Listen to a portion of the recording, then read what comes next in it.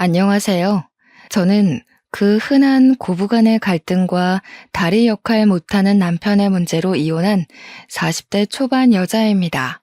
제가 이곳을 찾은 건 무려 4년이 지난 결혼 스토리 때문인데요.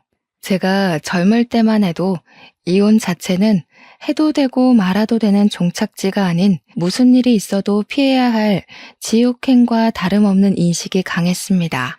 그래도 저도 시집살이를 참고 시모의 등살을 버티는 게 당연했는데 하나밖에 없는 제 아들이 커가면서 사회적 시대도 이전과 다른 분위기를 띠고 있는 게 보였고 그제야 저도 이혼해 볼 용기가 나더라고요. 당연히 이혼까진 결코 쉬운 결정은 아니었습니다. 못 먹고 죽어도 고였던 저는 미워 죽겠고 원망스러운 남편조차 또 막상 버리려고 하니까 고민 많이 되더라고요. 그럼에도 끝내 아들만 생각했고 아들의 도움을 받아 새 삶을 살고 있습니다. 저는 정말 지독한 시집살이를 겪었어요. 개고생하면서 결혼 생활을 했다고 말을 하면 보통 사람들은 제 친정 형편이 어려울 거라고 당연하게 생각하시더라고요. 하지만 아닙니다. 오히려 그 반대였어요. 저는 친정집이 소위 중산층에 속하는 넉넉한 집안의 딸이었습니다. 저 때는 시집살이가 다 이랬네요.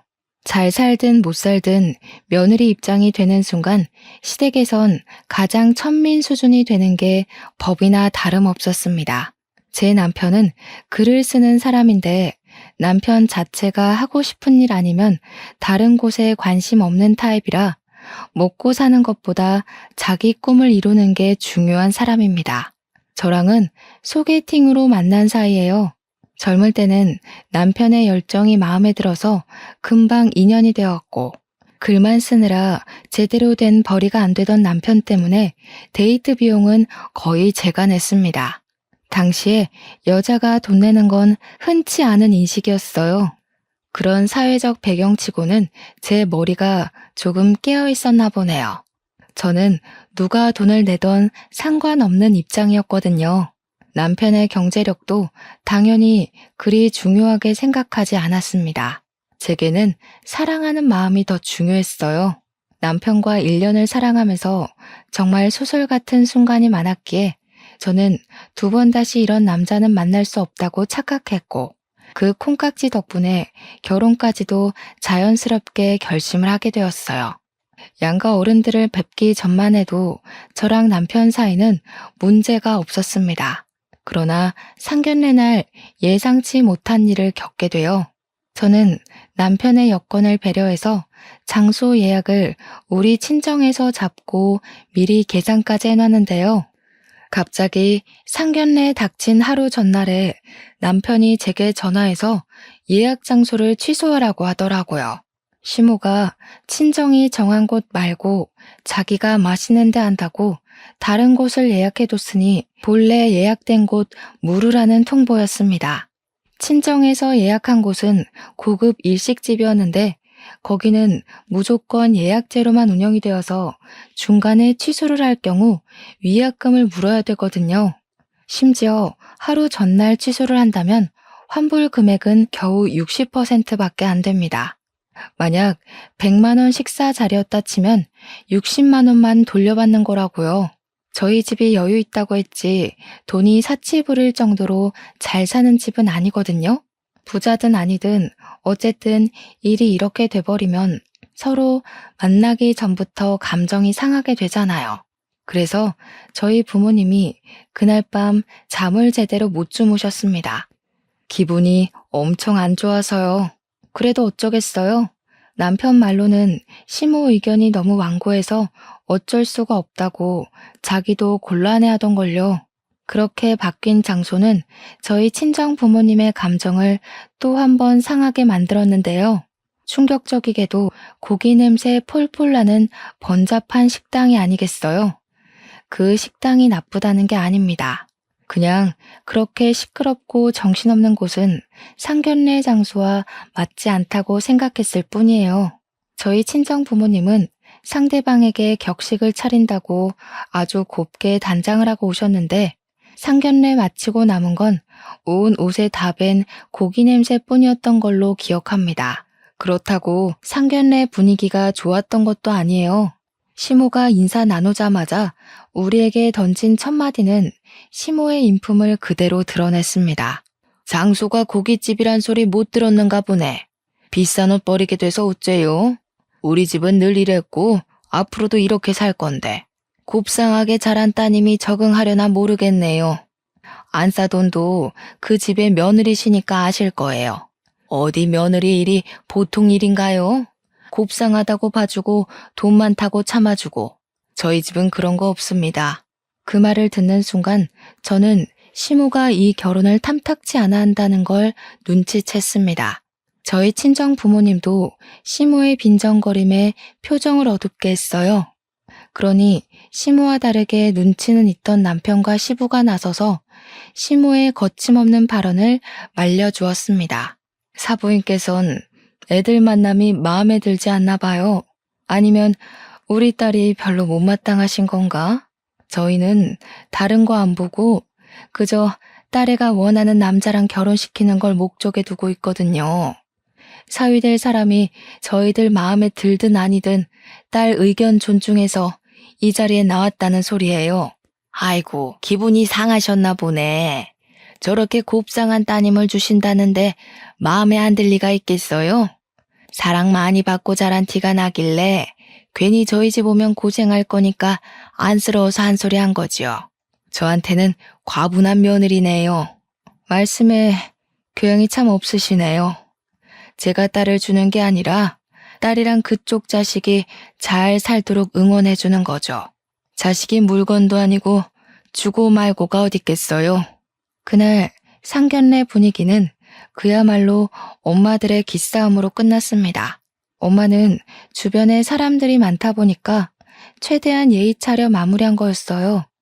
상견례 이후로 친정 부모님은 얼마나 노발대발 저의 결혼을 반대했는지 모릅니다. 하지만 그때만 해도 제 젊은 패기가 쓸데없이 결혼 의지에서 발산이 돼버렸네요. 남편을 너무 사랑했고 고작 어른들의 문제로 헤어지고 싶지 않다는 미친 소리를 해버렸습니다. 남편도 저희 부모님을 찾아와서 시부모는 신경 안 써도 된다고, 저 없이는 못 산다고 며칠을 무릎 꿇고 빌었죠.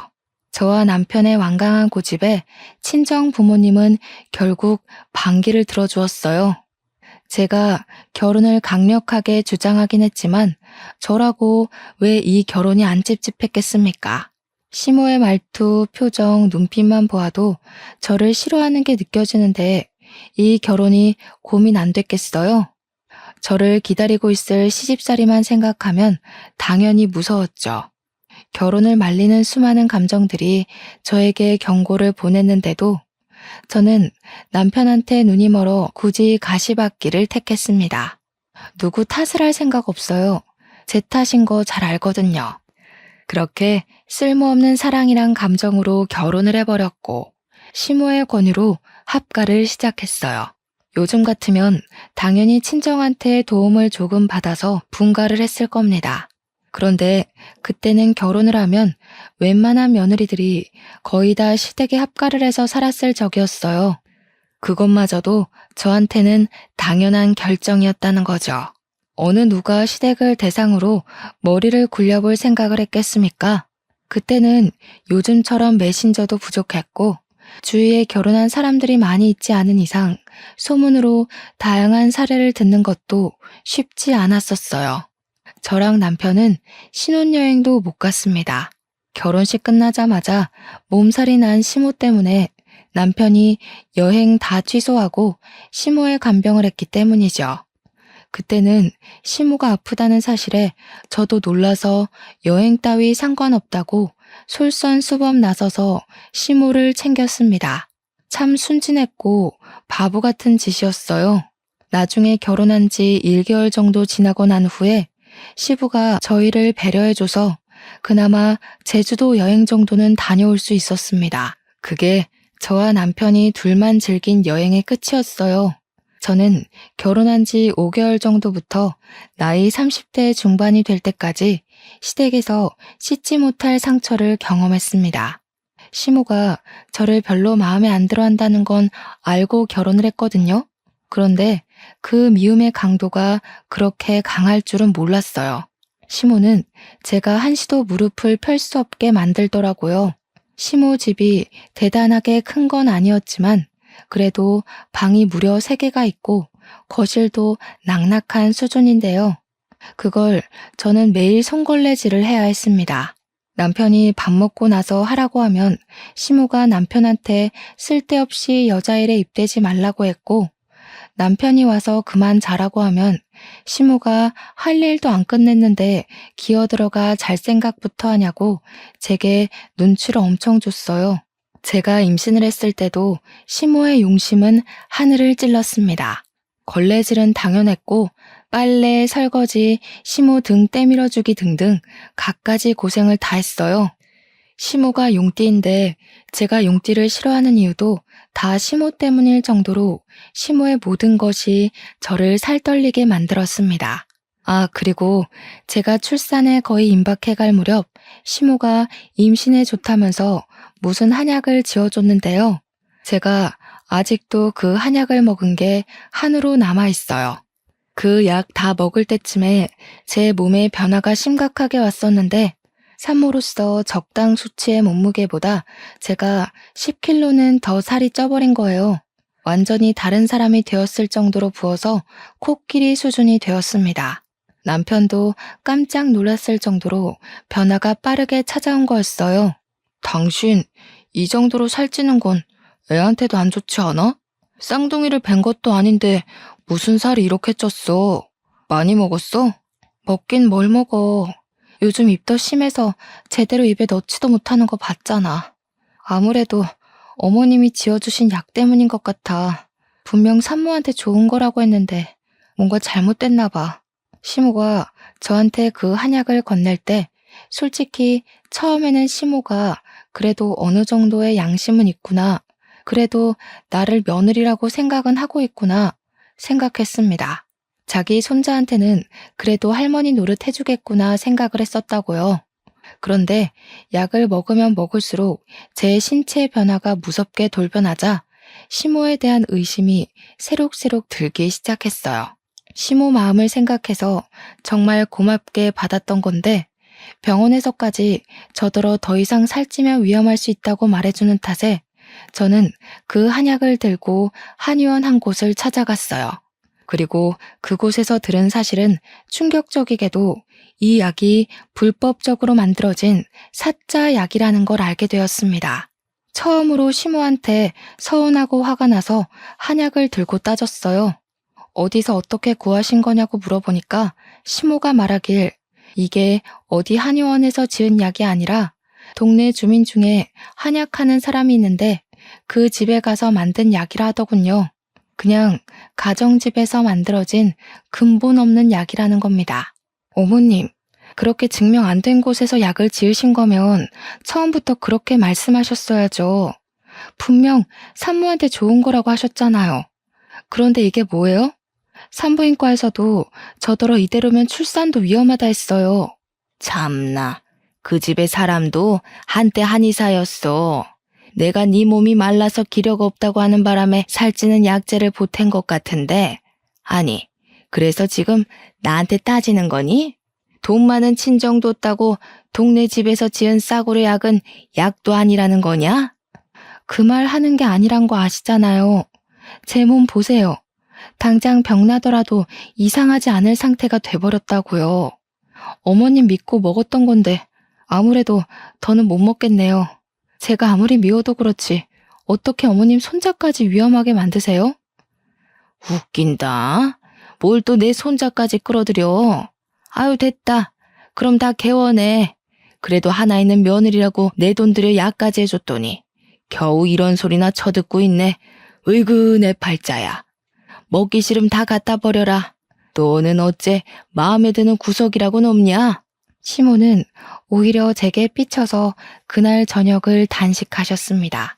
남편이 설득해서 시모를 밥상 앞에 앉히려 했지만 시모가 제게 시위하면서 친정 빽 믿고 시애미 개무시한다며 욕을 하는 탓에 남편도 포기해버렸어요. 대신 그날 저녁 먹으면서 남편이 제게 좀 많이 툴툴거렸네요. 엄마랑 좀 잘 지낼 순 없어? 엄마 나이도 있는데 그냥 비위 맞춰주면 당신도 지내는데 편할 거 아니야. 들어보니까 한약 때문에 다툰 것 같던데. 그걸 꼭 엄마한테 따져야 했어? 그냥 먹는 척하고 안 먹으면 그만인 거를. 어머님 약 때문에 나만 위험했어? 우리 아이도 큰일 날 뻔했어. 내가 한의원 안 가봤으면 불량 한약인 줄도 모르고 계속 먹었을 거 아니야. 잘못된 걸 잘못됐다고 알려줬을 뿐인데 다들 나한테 왜 이래? 만약 남편이라도 멀쩡했다면 제가 이혼까진 안 했을 겁니다. 이왕 참고 산 거 이혼해봤자 뭐 하겠나, 다 이렇게 살 텐데 하고 살았을 거라고요. 그런데 남편이란 작자는 제가 임신을 하고 살이 찌면서부터 제게 소홀해지기 시작하더니 출산을 하고 나서부터는 일주일에 3일씩 막 외박을 했습니다. 남편이 글 쓰는 사람이라고 했잖아요. 그것도 진작에 손 놓았고 친정에서 저더러 출산 고생했다고 준 돈을 빌려달라더니 외박을 안 할 때면 술 처먹고 들어와서 거실에 대자로 뻗는 것도 여러 번이었습니다. 점차 실망스러워진 남편이 너무 미워서 남편이랑 싸우기라도 하면 시모가 뒤늦게 저를 불러다가 어디 남편한테 언성 높이냐고 효자손으로 저를 쿡쿡 찌르며 혼을 냈어요. 안 그래도 시모가 준 약 때문에 출산을 하고 나서도 붓기가 안 빠져서 살이 돼버린 게 짜증이 났거든요.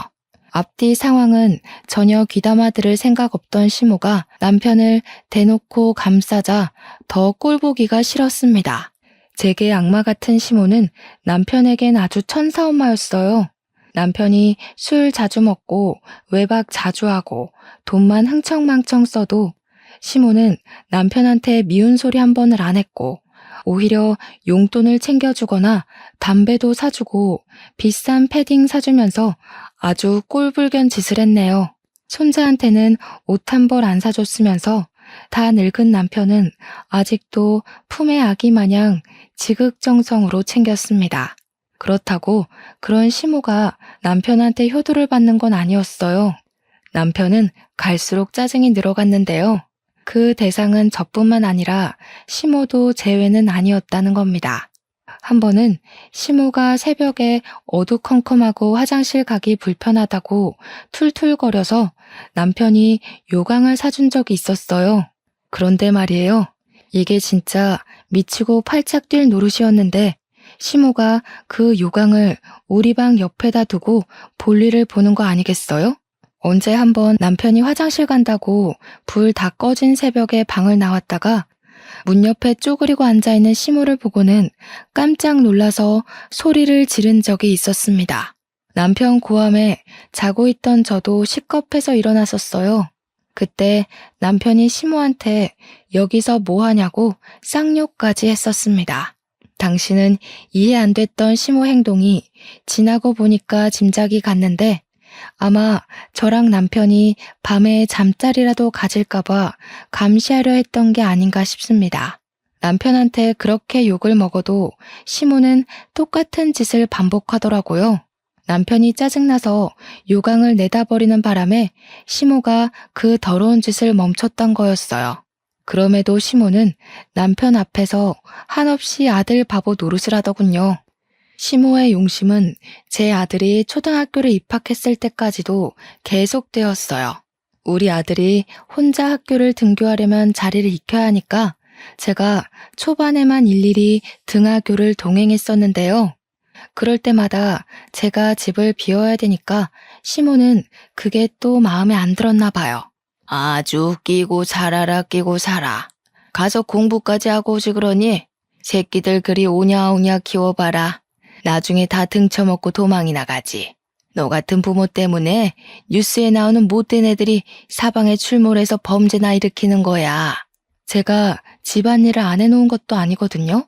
그런데 그 잠깐 20분 정도 없는 걸로 시모가 하루 종일 저를 쫓아다니면서 툴툴거리더라고요. 그때까지만 해도 저는 속으로만 시모 욕을 하며 모든 걸 참아 삼켰습니다. 자꾸 참았던 건 제가 참는 걸 잘해서가 아니라 그땐 참아야만 되는 줄 알았어요. 남편이 제 첫 남자이기도 했고 이미 가정이 꾸려졌고 이혼은 최대한 피해야 했으니까요. 그럼에도 제가 한번 큰 소리를 내며 집안을 시끄럽게 만든 날이 있었는데요. 바로 남편의 불륜이 제게 들통났을 때였습니다. 누구는 숨 안 막혀? 나도 속이 썩어 들어간다고. 어떻게 가족이랑 자식 새끼를 두고 그런 천박한 짓을 저지를 수 있어? 네가 그러고도 아빠야? 나는 이 집에서 개고생을 하면서 다 참고 사는데 너는 탱자탱자 놀기만 하면서 그게 답답하다고 바람을 피워? 그럼 너도 바람 피우던가. 네가 여자 같지 않아서 더는 안 끌리는데 어쩌라고. 남자가 일하고 싶고 돈 벌고 싶은 원동력은 다 여자한테서 나온다는 거 몰라? 와이프라는 사람이 덩치가 나만한데 내가 그런 힘이 생기겠어? 내 탓하기 전에 제발 네 자신을 좀 돌아봐.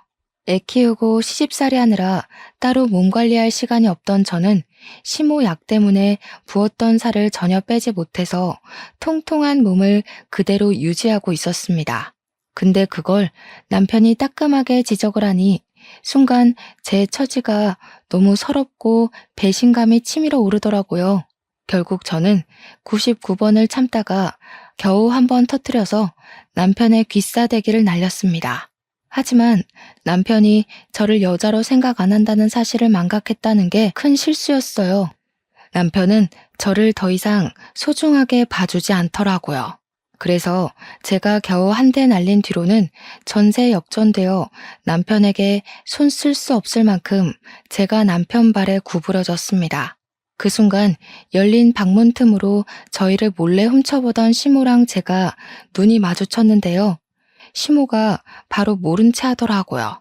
그 뒷날도 우리가 다툰 것에 대해 일절 언급하지 않았고 남편 불륜에 대해서도 전혀 물어보는 게 없었습니다. 아들이 쓰레기처럼 망가지더라도 시모한테는 사랑스러운 내 아들일 뿐인가 봐요. 다시 생각해도 정말 구역질나고 소름 끼치네요. 남편의 불륜은 한두 번이 아니었습니다. 여자도 굉장히 짧게 만나고 많이 바뀌었어요. 우리 아들이 중학생이 되었는데도 남편의 바람기는 날로 살아나기만 할 뿐 전혀 죽을 생각이 없더군요. 저는 우리 아들 공부에 방해될까봐 최대한 남편이랑 안 싸우려고 노력했고 싸우더라도 방문 닫고 큰 소리를 냈지만 아마 들릴 수밖에 없었을 거예요. 저희 방이랑 아들 방이 나란히 붙어 있거든요. 아들에게 부모의 못난 모습을 계속 노출하는 것도 제게는 또 하나의 곤욕이었습니다. 아무리 감추려고 해도 어쩔 수 없는 저의 처지를 아들이 어느 순간부터 알고 있다는 티를 내기 시작했어요. 제가 쓰러지고 싶고 지쳐도 아들만 보고 겨우 참고 살고 있는데 아들이 그걸 아는 것 같다는 거죠. 한날 아들 방에 간식을 챙겨주러 갔다가 아들이 해주는 위로를 듣게 되었는데요. 엄마만 마음 준비되면 나는 언제든지 엄마한테 힘 보탤 수 있어. 이 집에서 나가고 싶으면 말해줘. 엄마 안 다치게 내가 여기서 내보내줄 거야. 어느새 저보다 훌쩍 커진 아들을 올려다보면서 저는 엄마로서 제가 참 못난 모습을 보여주고 있었구나 싶었어요. 당시에 힘들어 미칠 지경이었지만 그래도 아들한테만큼은 강한 엄마로 보이고 싶었던 것 같아요. 마지막으로 붙들고 있던 엄마로서의 긍지를 지키고 싶었던 거겠죠. 아들이 당시 무슨 의미로 제게 그런 위로를 건넨 건지도 모른 채 저는 그저 아들에게 미소를 보였습니다. 엄마는 괜찮다고, 아빠랑 자주 싸우더라도 또 금방 화해한다고. 그러니까 우리 아들은 아무것도 신경 쓰지 말고 건강하게만 커다라고. 그렇게 말하고서 눈물이 날 것 같아 아들 방을 도망치듯 나와버렸습니다. 중학생 아들이 아무리 듬직하게 컸다고 해도 제 눈에는 아직 아기였으니까 지켜주고 싶었어요. 괜히 어른들의 세계를 빨리 알려주고 싶지 않더라고요. 그렇게 딱 죽기 직전의 기력으로만 살아가던 중 오랜만에 반가운 소식을 접하게 되었는데요. 바로 멸치잡이를 떠났던 시부가 돌아온다는 연락이었습니다. 시부는 시모 등살에 못 이겨서 쥐죽은 듯 살다가 시모가 돈 벌어오라고 하도 쪼는 덕에 우리 아들 초등학생일 때 멸치잡이를 하러 나가셨어요. 그곳에서 숙식을 하며 시모에게 돈만 보내주고 살고 있었죠. 그랬던 시부가 이제 그만 체력도 안 좋고 몸도 늙어서 멸치잡이 그만두고 집에 돌아왔는데요. 제가 무엇보다 기뻤습니다. 왜냐면 그래도 시부는 제게 며느리 사랑이 뭔지 알게 해준 분이거든요. 시모 눈치 때문에 제게 마음껏 애정은 못 주셨지만 시모 몰래 뒤에서 저를 근근히 챙겨주셨어요. 제가 목도 못 축이고 걸레질을 하는데 물도 떠다 주셨고요. 마트를 다녀올 때면 제가 좋아하는 뻥튀기도 꼭 사다 주셨어요. 이런 소소한 마음들이 제겐 마른 하늘의 담비 같은 존재였습니다. 그러니 반가웠죠. 아들 말고는 제 편 없는 이곳에서 아군이 생긴 기분이었거든요. 그런데 역시나 집안 분위기에 찬물을 끼얹는 건 늘 시모 짓이었어요. 시모는 무려 10년 넘게 멸치잡이로 타지에서 고생을 하고 온 시부에게 해도 너무한 시비를 걸었는데요. 쥐꼬리만한 돈 찔끔찔끔 보낸 주제에 뭐 대단한 일 했다고 반겨줘? 이제 골병 들어서 들어갈 돈 더 많겠네. 이럴 거면 그냥 나가서 콱 죽어버리지. 집 찾아올 기운은 있고 돈 벌 기운은 그리도 빨리 죽디? 그 말은 제 화까지 돋을 정도로 충격적이었습니다. 저는 시부 반응을 먼저 살폈어요. 역시나 시부 또한 무척 화가 난 상태더라고요. 무려 10년을 돈 갖다 바쳤는데 고작 한다는 소리가 저런 말이니 이건 하늘이 인내심을 시험하기 위해 시모를 보낸 게 아닌가 싶을 정도로 밥맛인 발언이었습니다. 그동안 쌓인 과거까지 한꺼번에 폭발해 미쳐버린 시부는 집 거실에 있는 TV를 넘어뜨려 깨트렸어요. 그것에 시모도 같이 열이 받았는지 리모컨을 던졌고 순식간에 거실은 싸움판이 되었습니다. 시부가 집으로 귀가한 첫날인데 가족을 위해 그 고생을 하고 와선 얼마나 속상했을까요? 그나마 그날은 남편이 있었기 때문에 시부랑 시모의 관계를 말릴 수가 있었습니다. 하필 그날은 주말이라서 아들도 집에 있었거든요. 다 큰 아들이 곧 고등학교 입학을 앞두고 있어서 반배치고사를 준비 중인데 이 번잡한 상황이 방해될 것 같더라고요. 걱정되는 마음에 아들 방을 돌아봤는데요. 아들이 휴대폰으로 시부모가 싸우고 있는 걸 찍고 있었습니다. 제가 다 당황스러워서 아들한테 작은 목소리로 뭐 하냐고 물었더니 아들은 대답도 안 하고 방으로 쏙 숨어버렸어요. 그 일은 제가 그리 크게 의의를 두지 않아서 넘어갔어요. 그 일보다 더 긴박한 상황이 눈앞에 펼쳐지고 있어 시부모 다툼 말리는 데만 정신을 빼고 있었거든요. 그런데 이런 수상쩍었던 아들의 행실 덕분에 훗날 제가 인생에서 가장 큰 결심을 하는 날을 맞게 됩니다. 남편이 여느 때처럼 바람을 피우고 들어왔는지 술 처먹은 상태로 향수 냄새가 온 집안을 진동했던 적이 있어요. 이젠 남편한테 화딱지 나는 것도 지쳐서 그냥 신발장에서 처 자고 있는 남편을 나몰라라 했습니다. 새벽에 시모가 화장실 가다가 발견하면 남편 안 챙겼다고 뭐라 하겠지만 그냥 남편 꼬락서니가 너무 짜증나고 실증나서 아무 생각도 하기 싫었어요. 그렇게 남편을 내버려둔 채 혼자 방에 누워서 잠을 청하려고 했는데요. 근 20년간 쌓인 화병 때문에 속이 후끈후끈거려서 도무지 잠이 안 오더라고요. 특히 남편을 신발장 밖에 버려뒀다고 하지만 그로 인해서 일어나게 될 다른 스트레스들이 자꾸 머릿속에 그려져서 오히려 잠이 달아났습니다. 당연히 시모로부터 받는 고충이겠죠. 시모를 개무시하고 싶지만 제 성격상 그게 잘 안 되더라고요. 시모한테 받을 스트레스가 벌써부터 신경이 쓰여서 속에 불이 나는 것 같았습니다. 그렇게 눈을 감고서 가슴 중앙을 퍽퍽 때리고 있을 때였어요. 그 순간 누가 우리 방 문을 철컥 열었고 저는 당연히 남편을 발견한 시모라고 생각을 했습니다. 방문 열리는 순간 심장이 더 미친 듯이 뛰었어요. 시모 얼굴 마주하기도 전에 숨이 턱 막혀버렸죠. 하지만 의외로 들린 목소리는 엄마라고 부르는 제 아들의 기척이었습니다. 저는 벌떡 일어나서 제게 다가오는 아들 손을 붙잡았어요. 그 야밤에 무슨 일이라도 생긴 줄 알고 급급하게 물었더니 아들이 좀 난감한 소리를 하더라고요. 엄마, 이혼해. 지금도 아빠 때문에 계속 못 자고 있었지? 엄마가 그만 아빠한테서 해방됐으면 좋겠어. 나 고등학교 입학하면 외갓집에서 지내고 싶은데.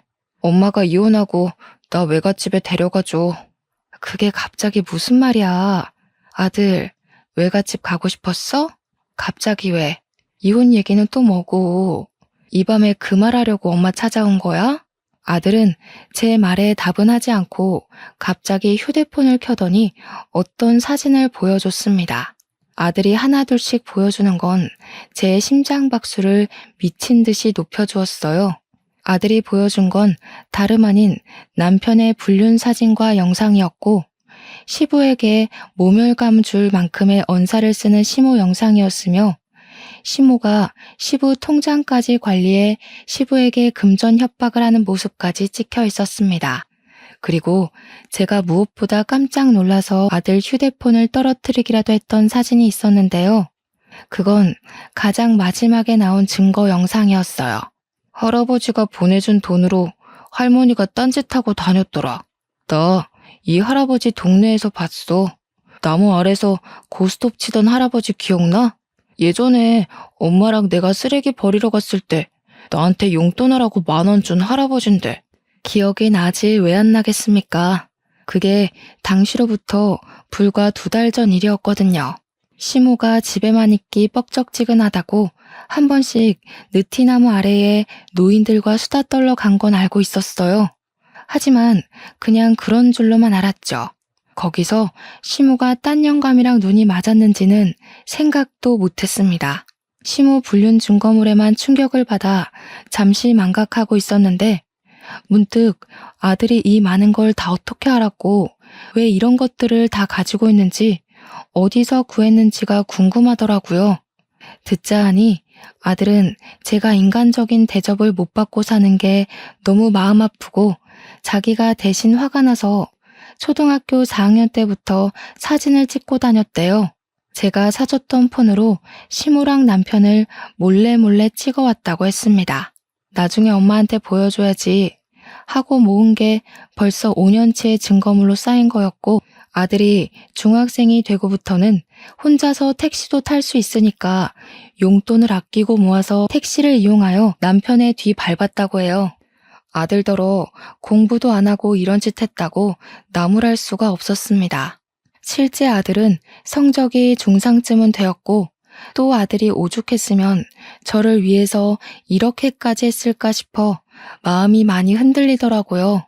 그리고 아들의 마지막 말은 제가 이혼을 결심하도록 만드는데 큰 기여를 하였어요. 엄마가 지금 이혼을 해야 아빠한테 양육비까지 뜯어낼 수 있어. 아빠 돈 없는 거지잖아. 내가 여기저기 알아봤는데 혹독하게 혼내주려면 빚쟁이로 만드는 것만큼 고통스러운 건 없더라. 사람은 가진 여유를 다 잃어야만 반성을 한대.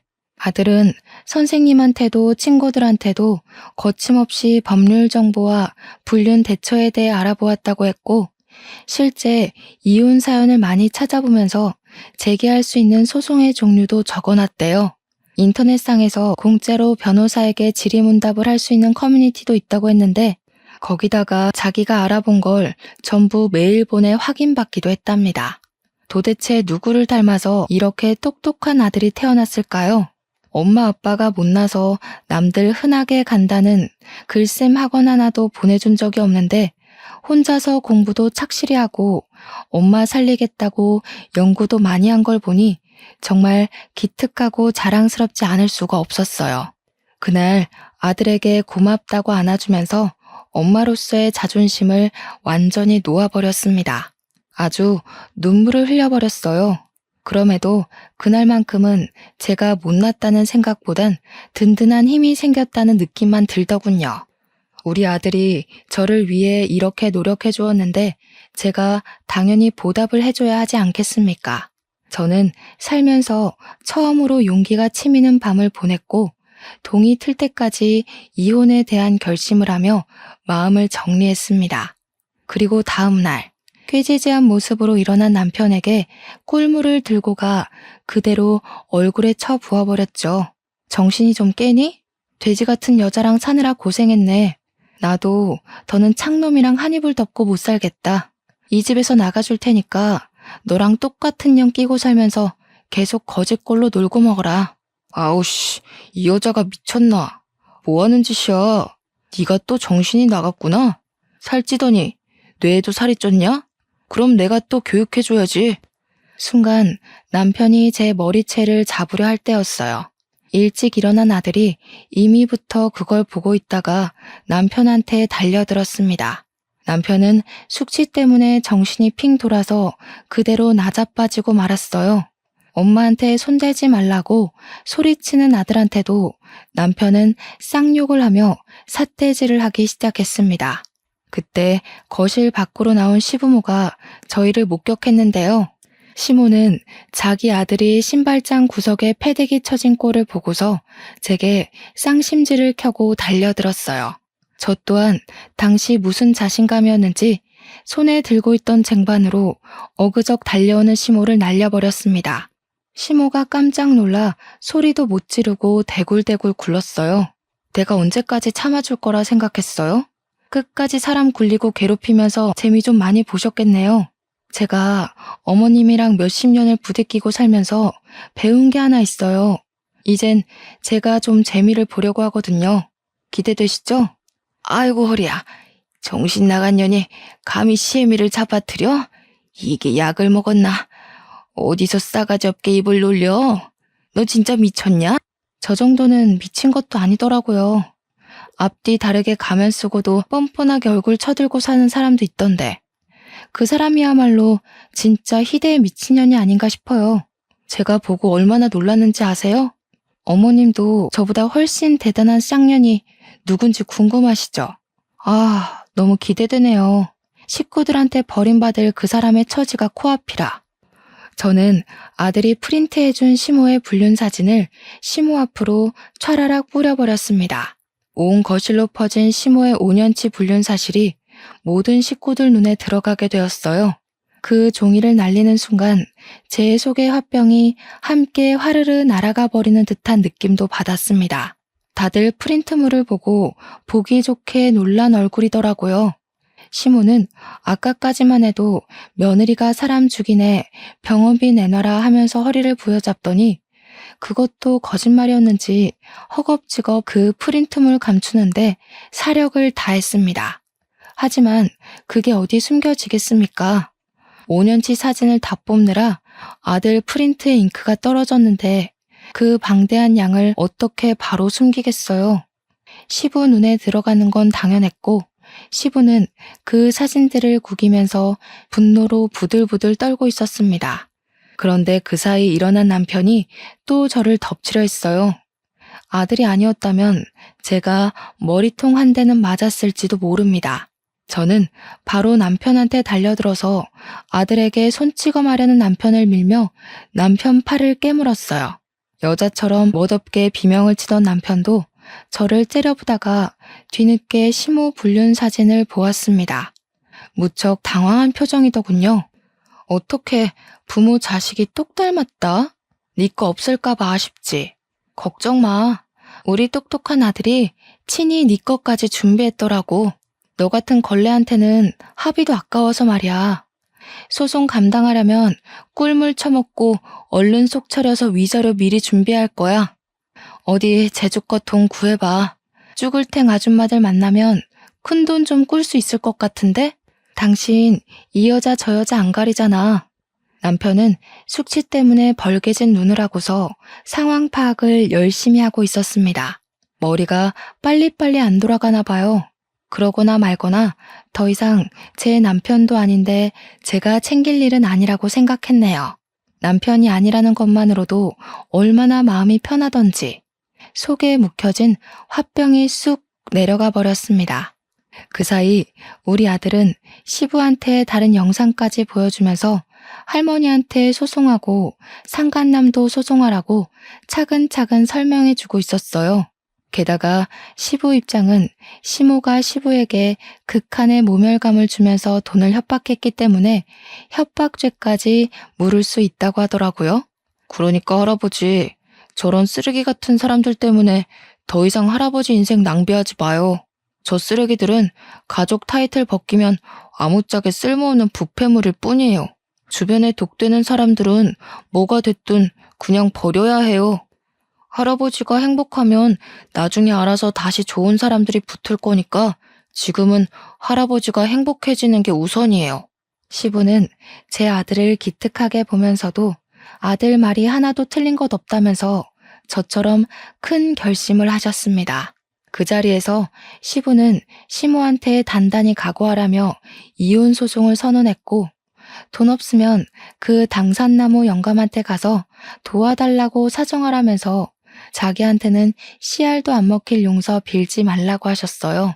이제야 자세 낮추는 것 말고는 방법이 없다고 생각한 시모가 시부한테 매달리며 시부 발목을 잡고서 절절 매기 시작하더군요. 오해라고 했다가 다 자기가 잘못했다고 했다가 아주 정신없이 용서를 빌었습니다. 딱 시모의 정신 상태처럼 말이죠. 거머리같이 들러붙은 시모를 그대로 발로 밀어버린 시부는 저희 아들을 데리고 앞으로 어떻게 해야 되는지 자문을 구했어요.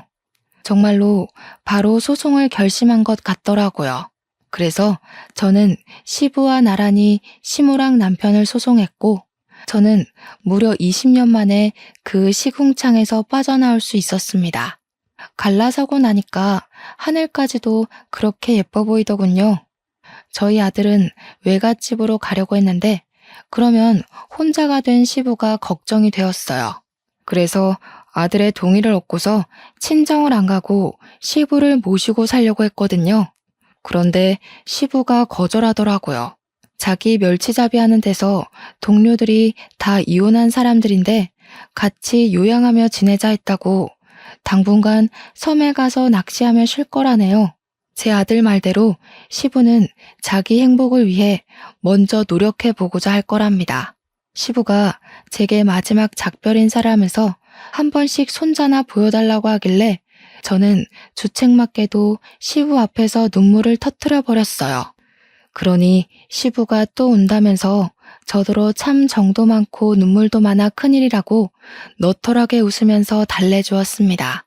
그러면서 우리 아들 보고는 엄마 잘 지키라고 항상 건강하고 씩씩하고 공부 열심히 하라고 하곤 저희 곁을 떠나가셨어요. 시부랑은 당연히 현재도 근근히 연락하며 지내는 중이에요. 시부가 최근에 일본으로 해외여행을 가셨는데 너무 좋다고 저희 보고 놀러 가라고 사진을 찍어 보내줬습니다. 친구분들이랑 해외여행을 즐기고 있는 시부 모습은 여태 제가 봐왔던 얼굴보다 훨씬 젊어져 있었어요. 사람은 웃으면 복이 오고 행복하면 젊어진다더니 그런 말이 얼추 맞긴 한가 봐요. 참, 그리고 제일 중요하고 쓸모없는 사람들 뒷얘기가 남았죠. 이건 제가 깜빡하고 남편 연락처를 차단하지 못해서 문자로 연락을 받았던 사실인데요. 남편이랑 시모가 당연히 한순간에 빚쟁이가 되었다고 해요. 거기서 시모가 자기 아들한테 우리 이제 어쩌냐고 우는 소리를 했대요.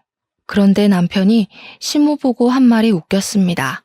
자기더러 돈 대신 갚아달라 할 생각 말라며 쌩까고 가출을 해버렸다고 했어요.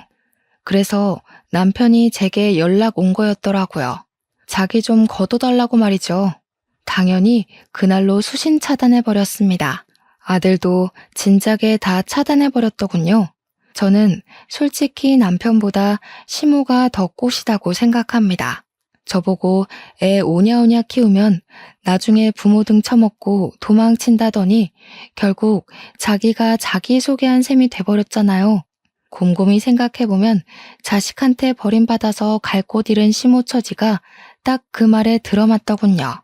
이래서 사람은 늘 말조심, 행동조심해야 된다고 하나 봐요.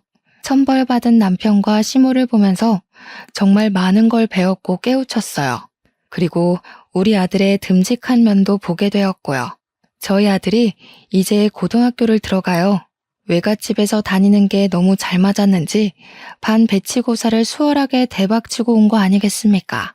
외조부 외조모한테도 잘하는 우리 아들을 보면서 저도 계속 저를 위해 노력하는 강한 엄마가 되려고 합니다. 앞으로 제 바람은 우리 식구가 가는 길에 가시밭길이 더 이상 나타나지 않는 것뿐이에요. 제 사연은 여기서 끝이 납니다. 제 인생이 조금 답답하게 느껴졌을 수 있을 텐데 그럼에도 끝까지 이 사람의 하소연을 들어주셔서 너무 감사드려요. 좋은 하루 보내세요.